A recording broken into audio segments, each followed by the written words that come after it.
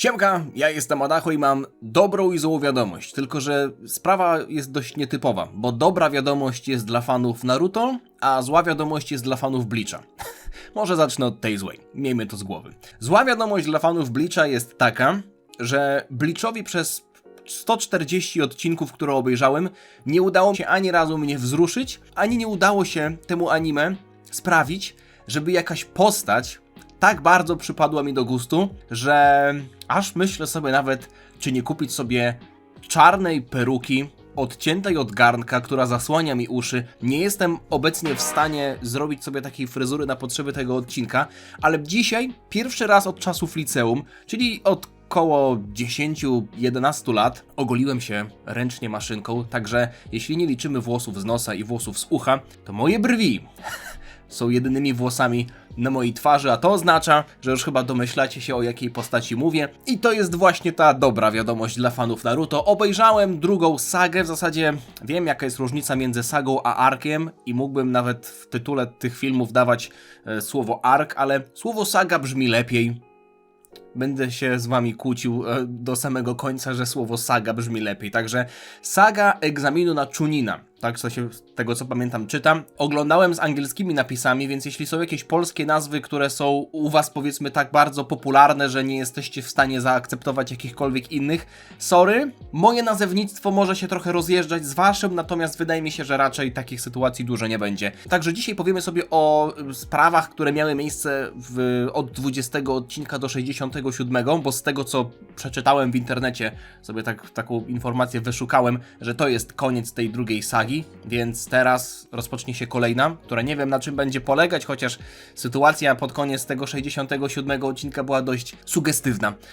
Mimo wszystko, nie będę wam tutaj opowiadał o wszystkich sytuacjach, powiem wam o tym, o czym wam chcę powiedzieć. Jeśli chcecie sobie nadrobić całą fabułę, to sobie nadróbcie. To nie jest skrót fabuły, to są moje przemyślenia, głównie tyczące się tych wydarzeń, tych najważniejszych wydarzeń i najważniejszych postaci, które poznaliśmy. I w zasadzie zaczęło się od tego, że poznaliśmy tych gości z wioski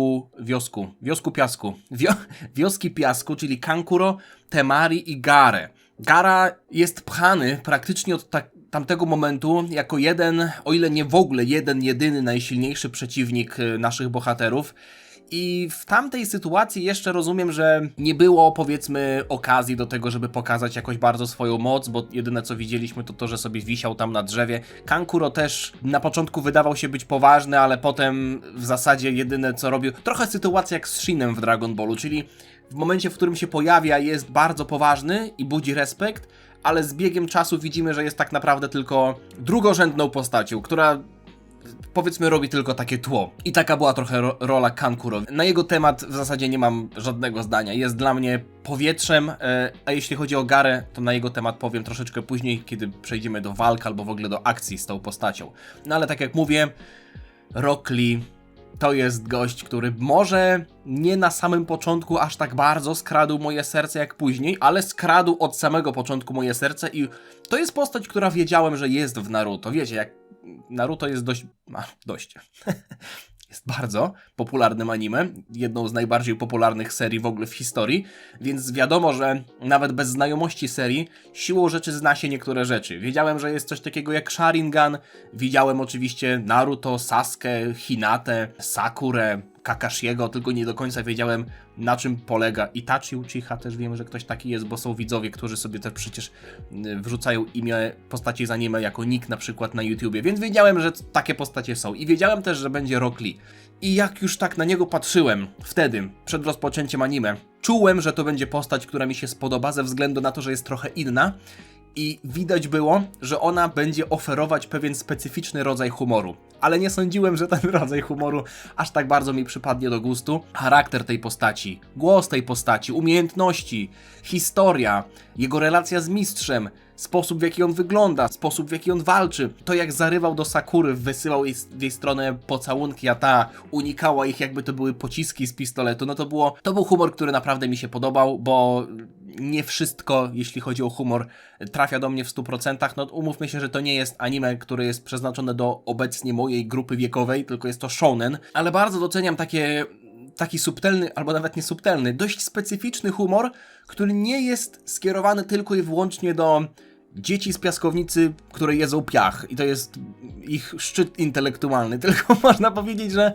pewien rodzaj absurdu i takiej pompatycznej relacji właśnie Rocka Lee, mogę tak powiedzieć? Rocka? Kamienia? Gość ma na imię Kamień, a jego mistrz ma na imię Gość. To jest w ogóle nienormalne, nie? Jego mistrz ma na imię Guy. Ta relacja ich, jak jeszcze mieliśmy te przebitki z plaży, kiedy fale uderzają o skały, to jest, kojarzy mi się to chociażby z Sogekingiem albo z Intro Toei Animation, z takimi po prostu sztucznie napompowanymi, ale w takim pozytywnym słowa znaczeniu scenami gagowymi. Nie do końca rozumiałem scenę z tym żółwiem.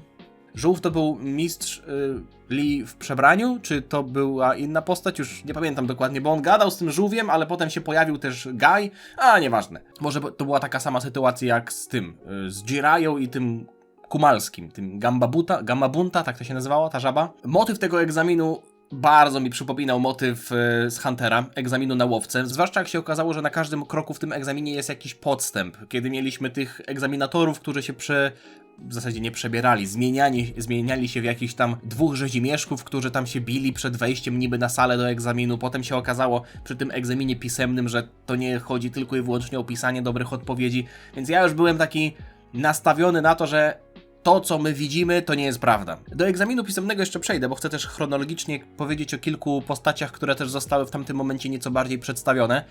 Zaczynając od Shikamaru. To jest gość, który zaraża wręcz ujemną energią, nic mu się nie chce, cały czas ziewa, cały czas marudzi. Gdyby nie to, że potem w historii dostał cechę charakterystyczną, która jest dość ważną, nawet bym powiedział, że bardzo ważną cechą charakterystyczną, to no i też umiejętności, to jego cieniowe jutsu, to jest coś też imponującego i bardzo potentnego, że tak powiem, jeśli chodzi o pisanie fabuły, ale no człowiek ziewanie na początku, człowiek maruda, no nawet nie powiedziałbym, że maruda niszczyciel dobrej zabawy, bo jemu się nawet nie chce niszczyć tej zabawy, on by chciał iść do domu i w zasadzie siedzieć na dupie. Choji, jego główną cechą jest to, że jest gruby i także czasem były takie sceny, że aż mi brzuch bolał, jak widziałem ilość paczek chipsów wciągniętych na raz przez niego. Ino, czyli ta rywalka Sakury, szczerze to lekki useless i nawet większy niż Sakura na samym początku. Sakura miała swoje momenty, Ino też potem miała swoje momenty, ale to raczej były momenty związane ściśle z Sakurą, więc Ino jako postać sama w sobie na własnych nogach obecnie nie stoi jeszcze. Także przechodząc dalej, Hinata. I to może być dla was niepopularna opinia, ale to jest świetna postać. Bardzo ją lubię. Naprawdę, jej urocze gesty, w jaki sposób ona się zachowuje, no jest uprzejma, też ciekawie rozwinięta, co później było nieco bardziej poruszone. No nie wiem, ja nie jestem w stanie jej nie lubić. Na samym początku bym powiedział, że Hinata była postacią, która trochę jechała na tym, że jest taką cichą i skrytą, skromną dziewczyną, która się troszeczkę buja w Naruto, ale się wstydzi zagadać, ale to jest cecha, na której postać nie jest w stanie jechać jakoś bardzo długo. W sensie, no ile można być non-stop uroczym? Chopper jest inną sytuacją, bo Chopper ma swoje umiejętności, to nie jest tak, że Chopper jedzie tylko na tym, że jest uroczy, chociaż Konohamaru, który ma tę samą aktorkę głosową co Chopper, póki co jedzie tylko na tym, że ma głos Choppera. Jak długo zajedzie, nie wiem, ale to jest naprawdę mocna, dzika karta. Kiba z psem, ja myślałem, że on w ogóle jest takim kudłaczem, że to są jego włosy, a to jest takie futerko w bluzie, jak kiedyś było modne na kurtce mieć takie futerka wokół kaptura. Nigdy czegoś takiego, chociaż nie, no może raz miałem, ale nigdy mi się to nie podobało. Dziwaczna postać, taka, nie chcę użyć słowa przekombinowana, ale za bardzo mi on nie siadł. No ten piesek też taki, no spoko, no piesek jak piesek. No kurwa, gość z pieskiem na głowie chodzi. Shino, przyznam się wam, że nawet nie pamiętałem jego imienia, musiałem to sprawdzić. Gość lubi robaki, no okej. Moje dziecko miałoby zakaz bawienia się z nim na podwórku, gdyby to ode mnie zależało. No i mieliśmy tego Kabuto. Fajny motyw z kartami, wszystko wytłumaczone obrazkowo. Ja wiecie, że jestem wielkim fanem takich rozwiązań. Mieliśmy pokazane ilość ninja z określonych wiosek, statystyki postaci. No, dla mnie to było bardzo potrzebne. Nie dość, że uważam się bardziej za wzrokowca, to też za osobę, która lubi mieć poukładane niektóre rzeczy właśnie w formie takich statystyk, wykresów, diagramów. Lepiej przyswajam informacje, jak na przykład widzę mapkę i te słupki, które pokazują, jak wielu zawodników jest, jak wielu kandydatów na Chunina jest z każdej wioski. Świetna sprawa i w tamtym momencie historii w ogóle nie miałem podejrzeń wobec tej postaci. Po prostu myślałem, że jest takim gościem, który nie zdał już parę razy, ale w sumie próbuje zdać i zbiera informacje, żeby w końcu zdać. No i mieliśmy potem ten egzamin pisemny. Podstęp w powietrzu był wyczuwalny namacalnie, bo zwłaszcza pod koniec, jak już mieliśmy te 9 pytań, a 1/10 pytanie było osobno i gość, ten egzaminator powiedział, że na początku będą musieli zdecydować, czy odpowiadać na 10 pytanie, czy nie.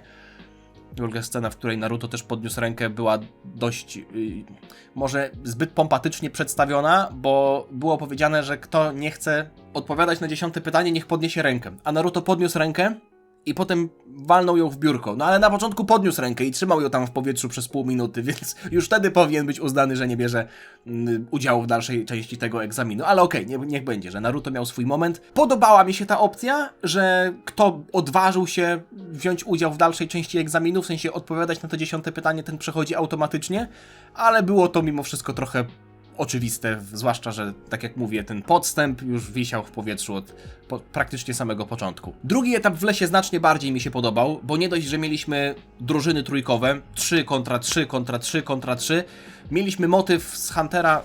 Pozwólcie, że zamknę okno. Dziękuję pracownikom komunalnym za ich pracę, ale nie chcę, żeby wam głosy przeszkadzały. Mieliśmy drużyny, więc jest potencjał na wiele różnych kombinacji w kontekście walk między drużynami, albo walk między poszczególnymi postaciami, albo kombinacji, jeśli chodzi o, powiedzmy, wspólne ataki jakichś 2 albo 3 nawet postaci. Mamy otwartą sytuację, bo akcja dzieje się w lesie. Plus jest kwestia tych zwojów i to już trochę zajeżdżało Hunterem, kiedy mieliśmy element egzaminu na łowcę, też w lesie.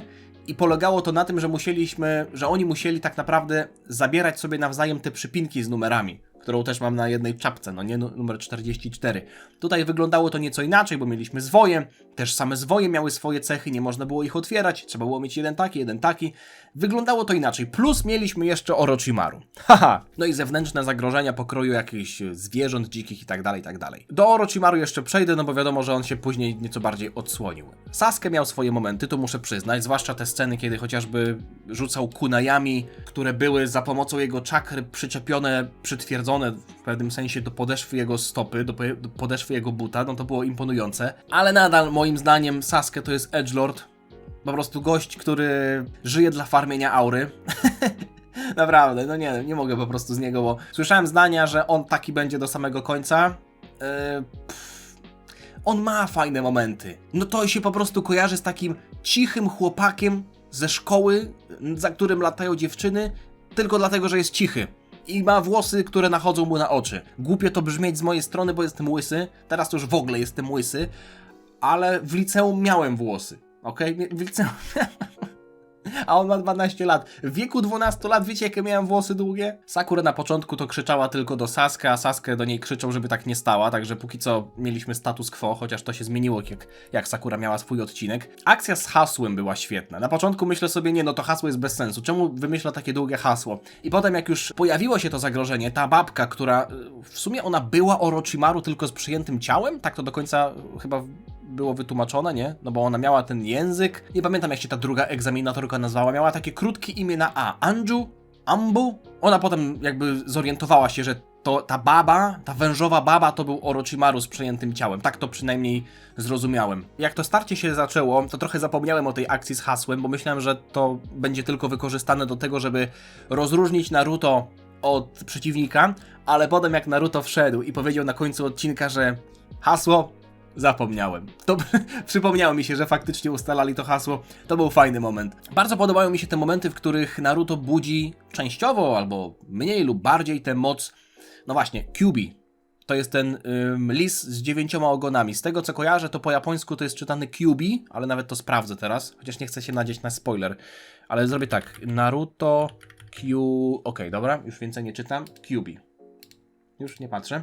Kiedy oczy mu się zmieniają, kiedy też trochę wąsy mu się zaczynają robić takie bardziej zarysowane. Podobają mi się te momenty. No i trochę się też odegrał na Sasuke, kiedy Sasuke miał obsraną zbroję. Naruto tam tankuje tego węża i mówi: co? Przestraszony jesteś? No i potem mieliśmy kwestię, w której wydaje mi się, że chyba dobrze to rozumiem, czyli w momencie, w którym Naruto walczył z Orochimaru, ten zdecydował się zapieczętować dodatkowo jego moc, bo mieliśmy tę moc Kyuubiego, którą Naruto ma na brzuchu i ona jest zapieczętowana tymi znaczkami, które są dookoła, ale Orochimaru nałożył mu takie jakby wirki, takie szóstki jakby. Czyli może on nałożył mu dodatkową warstwę tych pieczęci, żeby Naruto nie był w stanie korzystać z tej mocy, bo ona jest problematyczna dla Orochimaru. On nie chce, żeby Naruto walczył z nim używając mocy tego lisa. Tak to zrozumiałem, być może tutaj się mylę, jeśli tak to mnie poprawcie. No ale potem mieliśmy świetną animację, jedną z ładniejszych do tamtej pory animacji Orochimaru kontra Sasuke, bardzo płynna, oczywiście pod kątem modeli postaci. Było widać, że momentami te klatki pośrednie są rysowane z mniejszą ilością detali, ale płynność ruchów była naprawdę niesamowita. Bardzo dobrze się to oglądało i mimo wszystko myślałem, że Sasuke wygra tę walkę z tą babą, ale potem ta baba zrobiła, to Orochimaru zrobił Erena, zostawił mu malinkę na szyi. No i mieliśmy scenę, kiedy Orochimaru spotyka się z tą Anju. Muszę sobie... nie będę przypominał, bo jakiś spoiler znowu sobie wklepię w internet. Generalnie muzyka w tamtej scenie to jest pieprzony majstersztyk, naprawdę. Te babki, coś tam śpiewające w tle, no miód na uszy. Nie wiem, czy to jest w ogóle motyw muzyczny Orochimaru, ale ten budujący pewnego rodzaju napięcie, ale też niepokój soundtrack z tymi głosami w tle, świetne to było. No i też wejście postaci w ogóle, też pierwszy raz zobaczyliśmy jego twarz. Głos, ja sobie tak myślę, trochę brzmi jak Freeza, ale to nie jest do końca Freeza. Aż sobie sprawdziłem, czy jest jakaś postać, którą znam, której ten aktor, a w zasadzie jak się okazało później chyba aktorka głosowa, podkładała głos, no i nie. I nie znam tego głosu, także to jest pierwsza postać z takim głosem, którą znam. Świetna scena, ale muzyka naprawdę są 3 albo 4 soundtracki w ogóle w Naruto, które są naprawdę na zajebistym poziomie. 3 na pewno. Jeden to jest właśnie ten, drugi to jest ten, który leciał w końcówce walki Lee i Gary. I jeden jest taki, który dość często leci, też bitewnym. On chyba leciał jak Sasuke robił kombinację na tym swoim, jak robił pojedynek już w dalszej części tego egzaminu. Ale ten trzeci, o którym teraz mówię, nie pamiętam, nie jestem w stanie wam go teraz zanucić, a nawet nie chcę wam go nucić tutaj. On się pojawia nieco częściej. Lee łapiący liście. Nie wiem, czy jesteście w stanie utożsamić się z tą sceną tak jak ja, ale ta scena, w której on łapał liście i powiedział, że jak złapie wszystkie tam 9 czy 10 liści, to wtedy Sakura się z nim umówi, a jak nie, to już nigdy się z nim nie umówi. Ja tak robiłem w dzieciństwie. Jak na przykład wchodziłem na klatkę schodową i drzwi się same zamykały, to mówiłem sobie, że muszę dobiec do 11 schodka. Tak, do 11 schodka, bo inaczej coś tam. I za każdym razem dobiegałem. I to mi się w głowie tak mocno zakotwiczyło, że nawet jak potem już byłem większy, nie wiem, w liceum, to podświadomie starałem się dojść do tego 11 schodka, żeby nie było tak, że jednak drzwi się zamkną. Dosłownie wytworzyłem sobie w głowie jakiś zabobon. I obecnie już tak nie robię. Też ze względu na to, że trochę klatkę przebudowali i te drzwi się zamykają wcześniej, a wtedy się zamykały nieco bliżej schodów. Do czego zmierzam?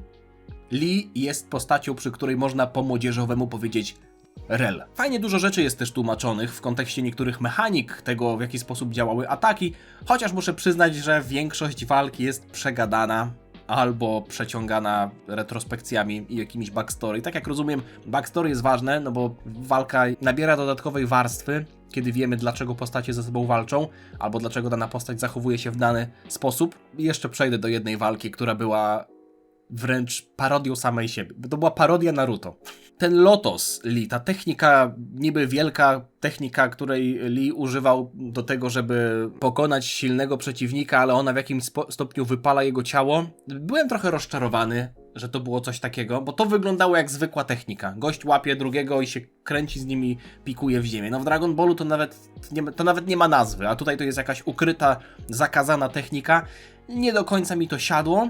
W sensie sam atak jest w porządku, ale to, że on jest jakimś specjalnym atakiem, no nie do końca mi to tak pasuje. Odcinek z Sakurą. Moim zdaniem świetny. Moment, jak sobie odcięła włosy. Ja nie wiem, ja w ogóle ją lubię. Nie wiem dlaczego, albo inaczej. Domyślam się dlaczego na tym etapie historii jeszcze, w zasadzie już w pierwszych odcinkach, mogła sobie wyrobić przypiąć sobie taką łatkę ladacznicy. Takiej łatwej, latającej za Sasuke baby, która kompletnie olewa Naruto. A z tego co kojarzę, no to historia potoczy się tak, że to wiecie o czym mówię, nie? Tak mi się wydaje. Nie chcę tutaj mówić tego na głos, żeby nie było, że palnąłem głupotę, ale moim zdaniem ta postać jakby można jej zupełnie wybaczyć. No ona ma, ile ma? 12 lat, 13 lat, no w tym wieku ja już ostatnio mówiłem, że no to są, po pierwsze to są głupotki, których się czepia.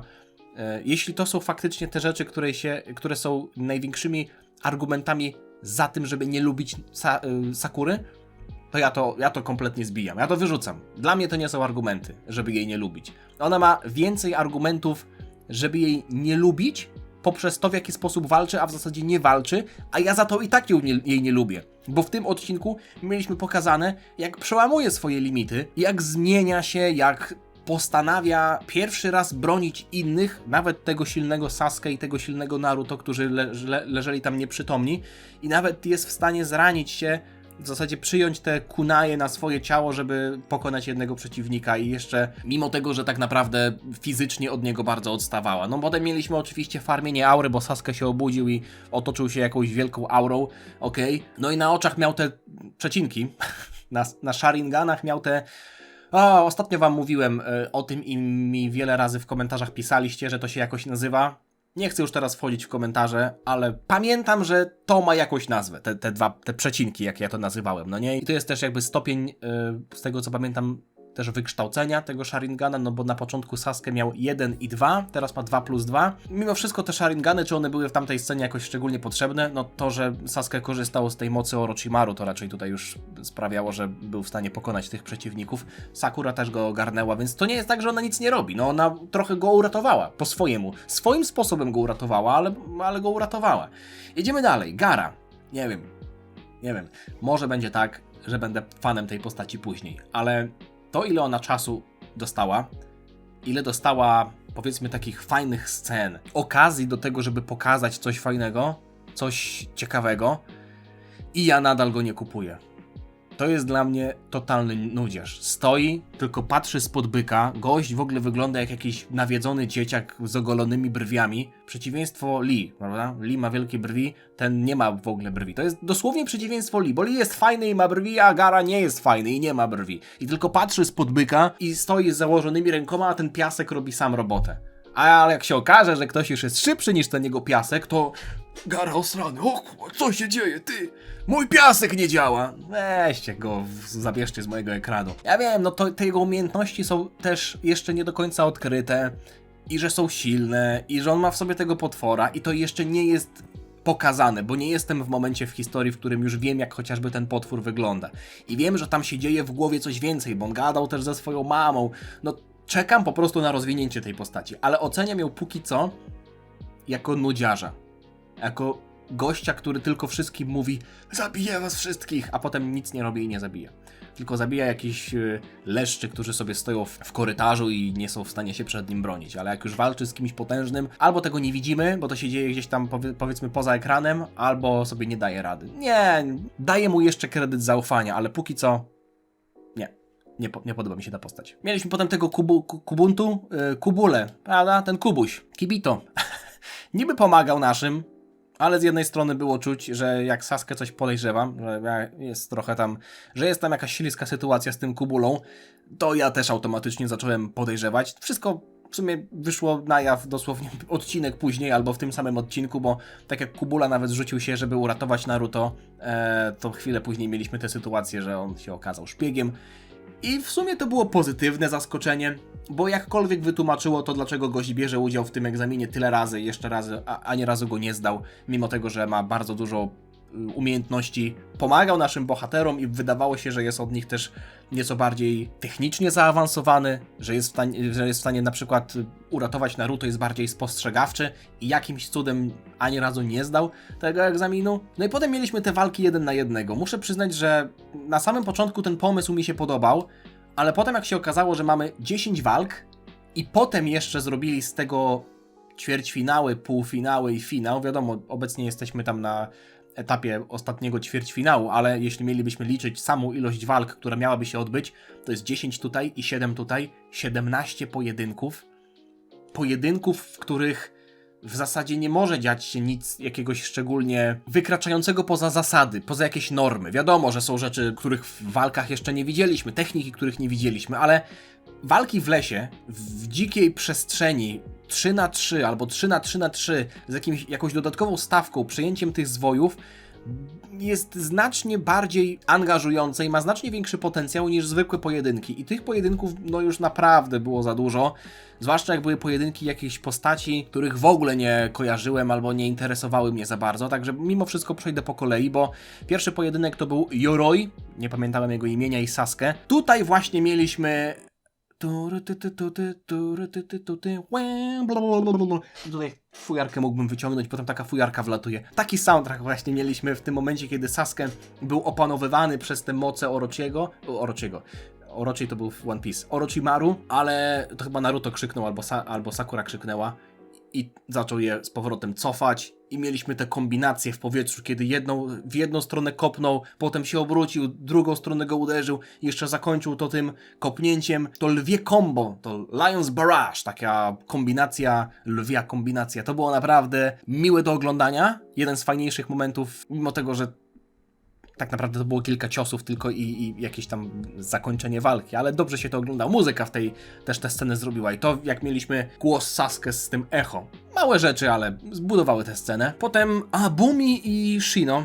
Nic specjalnego, już ciekawsze rzeczy działy się w piwnicy u Kakashiego, zwłaszcza jak Orochimaru wyszedł za słupa. W ogóle to też było zabawne, że odpalił aurę, tę fioletową na 5 sekund, a potem ją wyłączył. W sensie włączył ją tylko po to, żeby mieć fajniejsze wejście, bo on nic z tą aurą nie zrobił.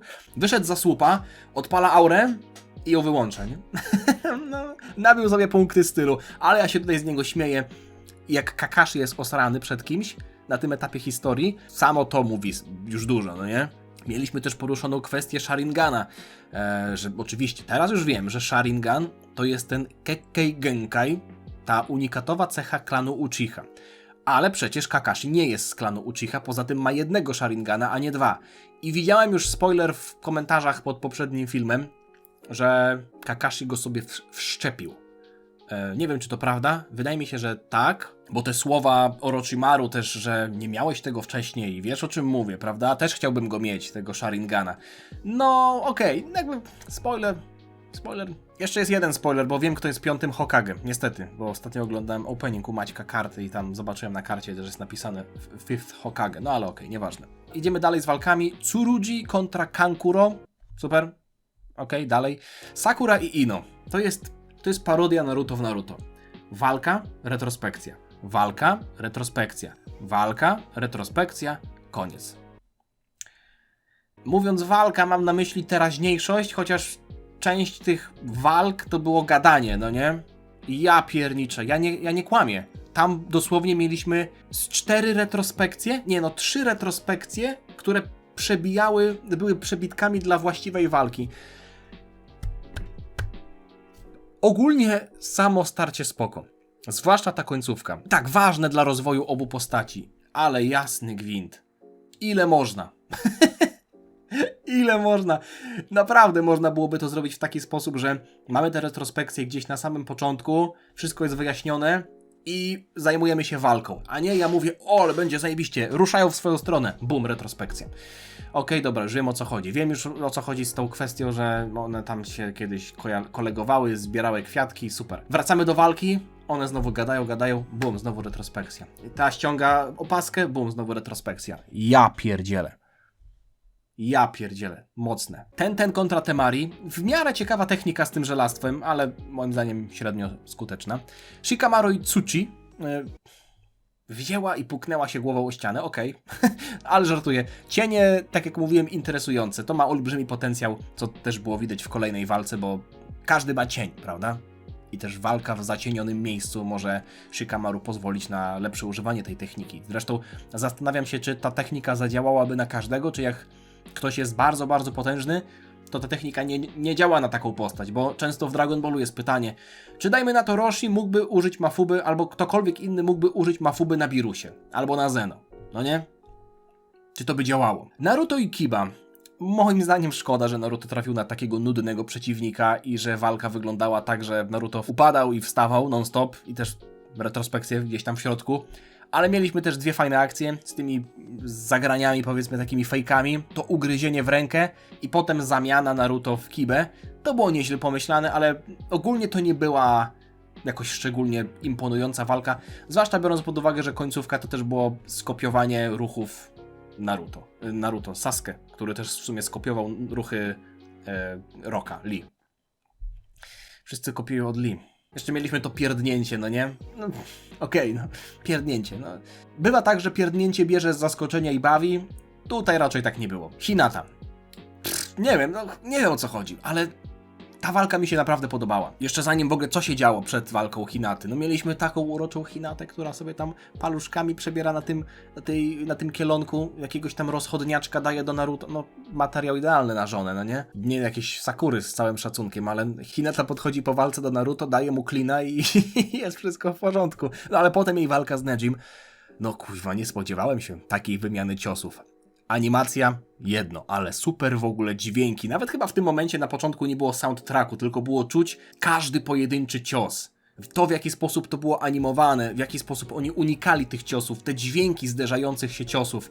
No Hinata tak mi zaimponowała i mówię, jej walka, taka walka, to potem jak wstawała, to było jej bardzo potrzebne dla rozwinięcia charakteru, bo oczywiście to też zostało wspomniane, ta rodzina, to Head Family, to Branch Family, czyli ta główna rodzina i ta poboczna rodzina w tym klanie Hyuga, na czym to polegało. Okej, bardziej to zostało rozwinięte później w walce Naruto z Nejim, już w ostatnim etapie tego egzaminu, ale do tego jeszcze przejdę, bo całe to backstory jest dla mnie takie trochę zbyt skomplikowane. W sensie rozumiem je, ale lekcja płynąca z tego jest dość prosta, a historia jest zbyt taka pogmatwana, jak na to, że morał w zasadzie nie jest jakiś szczególnie wygórowany. No ale potem fakt, że Gaara brał udział w walce z Lee, to jest w zasadzie jedyna pozytywna rzecz, jaką mogę powiedzieć na jego temat, mimo tego, że on w ogóle nie ciągnął tej walki.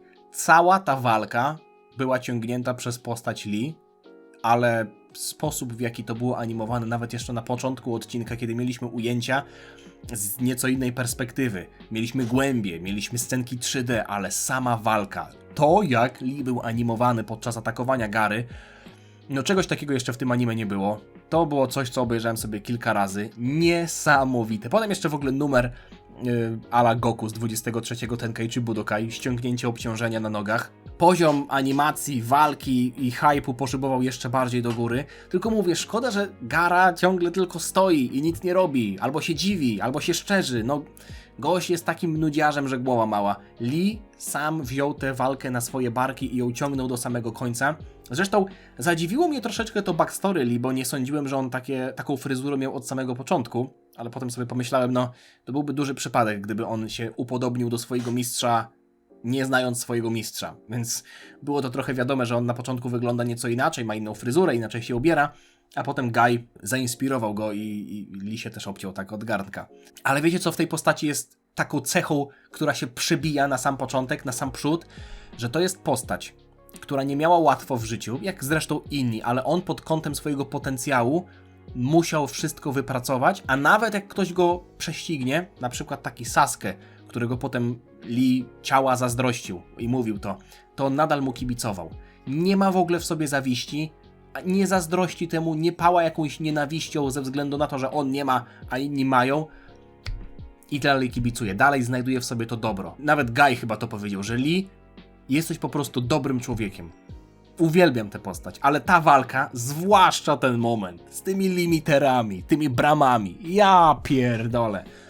To jest najlepszy moment tej serii do tej pory i jedyny, gdybym układał ranking momentów i byłyby tiery D, C, B, A, S, tak jak to robię w rankingach, to byłby jedyny moment póki co z tieru S, ale bez żadnej dyskusji. No ciary. I muzyka w scenie, kiedy Lee ma otwarte 3 bramy, a potem otwiera 4. i 5, no to jest najlepszy soundtrack z anime póki co. No, to jest Kaioken, gdyby Kaioken był dobrze zrobiony. Bo Kaioken jest dobrze przedstawiony, ale on w ogóle nie jest wytłumaczony. On Kaioken zwiększa siłę, ale potem ciało wypala, ale nie jest wytłumaczone, w jaki konkretnie sposób zwiększa siłę. A tutaj mamy opisane te bramy. Mamy opisane ilość bram. To jak się nazywają, w jaki sposób ta czakra potem zaczyna przepływać. Czekam tylko na moment, kiedy więcej tych bram gdzieś pójdzie. Do tego momentu zastanawiałem się w sumie, którą postać lubię najbardziej, bo bardzo lubię Hinatę, bardzo lubiłem już wtedy Lee, lubiłem też Naruto. Sasuke też lubię, ale mówię, on jest taki edgy. Sakurę też w sumie lubię. Z innych postaci Kakashiego też, rzecz jasna. Eryk, Irek, Iru, ten pierwszy mistrz. Iruka? Sensei? Iruka? Chyba Iruka. Ale w tym momencie Lee poszybował do góry.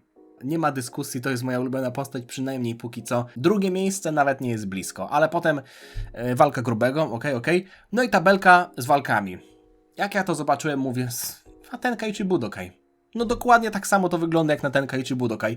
Ale w sumie 17 walk już, 17 pojedynków. Ja współczuję ludziom, którzy oglądali to z tygodnia na tydzień, tam w 2002-2003 roku. Przecież to jest jakiś dramat. Potem mieliśmy ten trening z tym Ebisu, który nie trwał nawet odcinka, bo zjawił się Jiraiya. Jiraiya oczywiście znałem, wiedziałem, że taka postać jest. Nie wiedziałem, że jest swego rodzaju kopią Roshiego. Może nie pod kątem wyglądu, ale pustelnik, który jest zboczony i ma swoje zwierzątko. Czekam na to, aż Jiraiya pokaże coś więcej i jestem pewien, że pokaże coś więcej, bo było też wspomniane, że on jest jednym z tych 3 legendarnych ninja, tak samo jak Orochimaru, więc wiadomo, że musi coś więcej pokazać. No i ten sam trening przywoływania był ciekawy, tylko się zastanawiam, do czego on się konkretnie przyda. No tak, oczywiście mieliśmy tę scenę z Naruto, który uczył się tego przywoływania, potem przywołał tę wielką żabę, o czym jeszcze wspomnę, ale... Czy to jest tak, że on musi, chyba nie musi mieć jakiegoś tam rysunku na ziemi, żeby to przywoływanie doszło do skutku, bo pod koniec 67 odcinka, kiedy ten najazd na wioskę liścia się zaczął, to tam było kilka osób, kilku ninja, którzy mieli taki rysunek na ziemi, ale Naruto chyba robił to przywoływanie bez rysunku, zresztą jak spadał w kanionie, to też nie miał żadnego rysunku, tylko w sumie on może przywoływać żaby, nie? Bo podpisał kontrakt z tymi żabami, więc w sumie w walce przywoła żabę, która będzie dla niego walczyć? No nie wiem, może. Dziwna była ta scena z Kakashim i w zasadzie to jeszcze do tej pory nie zostało wytłumaczone, bo Kakashi się, nie wiem, wspinał na skałę jedną ręką, tam stał Sasuke, potem się okazało, że na miejsce przybył też Gaara i mieli jakąś konfrontację, ale co tam się wydarzyło, to nigdy nie padło. W ogóle to też było takie bardzo tajemnicze, co tam się z nimi dzieje, z Kakashim i Sasuke. Trochę zbyt tajemnicze, wiadomo, że po kolei rąbek po rąbku będziemy mieli odsłanianą tę tajemnicę, ale nie wiem, jakoś tak po prostu to czekanie też na Sasuke bardzo mnie wymęczyło. Mieliśmy obrazy z 4 Hokage, wręcz jestem pewien, że 4 jest spokrewniony z Naruto, no bo ma taką samą fryzurę praktycznie, więc stawiam, że to jest jego ojciec. Bardzo podobała mi się ta scena, jak Naruto w swojej głowie szedł do tego zapieczętowanego Kyubiego. To było coś, co trochę mi przypominało też Bleacha, kiedy Ichigo się w swojej głowie bił z tym Hollowem, tak to się nazywało, nie? Z tym takim Bleachigo. Ichigo bił się z Bleachigo, żeby też użyczył mu swojej mocy. No, nie wiem, bliźniacze, może nie bliźniacze, ale bratnie pomysły. Trochę bratnie pomysły, bo Naruto ma tego potwora u siebie zapieczętowanego od zawsze, a Ichigo tak do końca nie miał. Przywołanie Kumalskiego też było fajne. Ja na niego będę mówił Kumalski. Wiem, że polska wersja językowa to Dattebayo tłumaczyła na Kumalski, no ale gość jest kumakiem, no to przecież to się samo nasuwa, nie? Mieliśmy też sceny w szpitalu, które momentami wyglądały jak sceny z horroru, bo Sakura sobie spacerowała po pustych korytarzach i podążał tylko za nią cień Gary. Podobało mi się mimo wszystko to, ale ta scena, w ogóle ta scena szpitalna była taka, nie chcę powiedzieć, że bezużyteczna, ale Gaara nawet jak spotkał się z Shikamaru i Naruto, to nagle zaczął gadać o tym, a ja wam w sumie powiem, co ja mam do mojej rodziny. No okej, no mów, ale nikt nie pytał, no ale okej, mów. No i potem zaczęły się te właściwe walki ostatniego etapu egzaminu. Naruto kontra Neji. Rozbawiło mnie to, że Neji właśnie tak w stylu tego anime zaczyna sobie gadać o swoim życiu, że został spisany na straty, a teraz w sumie robi to samo z innymi. Czyli jego największą traumą w życiu było to, oprócz śmierci ojca, że on został od urodzenia przypisany do tej gorszej rodziny i nie może się z tego wyrwać. I to jest coś, co uważa za złe, ale jednocześnie robi tak z innymi. Pewien wynik właśnie traumy, że to, co nas spotyka złego w dzieciństwie, też trochę z nas wypływa i w ten sposób patrzymy na innych, więc rozumiem, w jaki sposób Neji działał, ale cała ta sytuacja z tym klanem, że tutaj był jakiś jeden, ten sobowtór, nie zaangażowało mnie to aż tak bardzo. I fajnie, że Naruto go pokonał. W ogóle to, jak on zaczyna budować tę czerwoną czakrę, zawsze to mi się dobrze ogląda. Chociaż wolne są te sceny, zwalniane są te sceny, tak powiem, jak pokazują retrospekcje i 100 reakcji innych wojowników albo w ogóle ludzi na trybunach. Pozycja Yamszy, no Oczywiście wiadomo, że coś takiego to nie może mi umknąć, zresztą podejrzewam, że wam też nie umknęło, jak to oglądaliście. Końcówka walki była fajna, bo tego wyjścia z ziemi się nie spodziewałem. Fajnie, że Naruto wygrał, czekam na dalsze walki. Shikamaru, mówię, gdyby nie to, że dostał tutaj to 200 IQ, to ta postać byłaby też jedną z najbardziej bezużytecznych, ale tutaj fajnie, że dali mu jakąś cechę, która też jest istotna. No ale potem wiadomo, Shikamaru i ta jego walka to była tylko przystawka, bo Edgelord musi mieć swoje wejście, a potem nawet jego walka nie jest tak imponująca, bo walka Sasuke z Garą nie była imponująca. Tam był tylko moment, w którym on robił ten 1000 ptaków, prawda? Tę technikę Kakashiego, ale to było zbyt dla mnie takie sztampowe, że gość wchodzi, liście się wirują, staje z tym Kakashim, poważna mina, jakiś jednoczęściowy strój, nie wiem, trochę jak Vegeta, jednoczęściowy strój. Jak to jest, że to anime nazywa się Naruto, a to Sasuke robił główną postać? No dosłownie jest tak, że Sasuke przychodzi jako ostatni, że Sasuke jest najsilniejszy, Naruto to walczy z jakimiś Kibu, Kabo i Tinky Winky, a wchodzi Sasuke i walczy z najsilniejszym, najbardziej potężnym przeciwnikiem. Przynajmniej tak jest on, Gaara, mówię tutaj o nim, jest kreowany. No ale okej. Zresztą Naruto, to tak jakby Dragon Ball nazywał się Goku, nie? Wyobraźcie sobie, jakby Dragon Ball nazywał się Goku. I teraz czekamy na nową serię Goku Super. A za czasów Goku Z to było. A Goku GT to nie jest kanon. A Goku Daima, rozczarowanie. No ale potem rozpoczęcie tej akcji. W sumie dobrze, bo już trochę nudne były te pojedynki. Większość to były no-name'y. Wiadomo, że jak walczy Rock Lee i Gaara, albo w ogóle jak walczy Rock Lee, to jest super. Ale jak mamy walki jakiegoś Tentena, Tamaru i Tintaru, to wiadomo, rozwinięcie postaci i tak dalej, ale czekam na wasze opinie, zostawcie lajka, jeśli wam się podobało. Z tego co kojarzę, następna saga nie jest aż tak długa, więc na pewno mi zajdzie mniej z oglądaniem tej kolejnej historii. To jest stare anime, więc to ja muszę uważać na spoilery, ale jeśli mielibyście napisać specjalnie spoiler w komentarzu, to poproszę was, żebyście raczej tego nie robili, więc możecie zostawić oczywiście komentarz, odpowiedzieć na jakieś moje pytania, jeśli tutaj było coś do sprostowania, a podejrzewam, że było. I to tyle. Tak jak mówię, zostawcie lajka, zostawcie suba, żeby niczego nie przegapić. Miło mi się o tym rozmawiało, dobrze mi się to anime ogląda, będę oglądał na pewno dalej. Nie na Kiku, wiadomo dlaczego, ale na Kiku też tam raz na jakiś czas będą streamy z czegoś innego. Może nawet jakiś ranking postaci, jak będę robił, to zrobię na Kiku, żeby nie było tak, że nie macie nic oprócz tego, oprócz tych filmów z Naruto. To tyle. Miłego dnia. Dziana.